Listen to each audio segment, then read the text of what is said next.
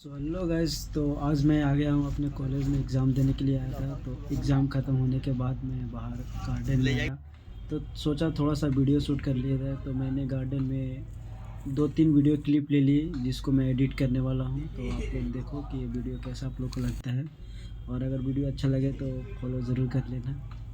आगे अभी वीडियो देखो।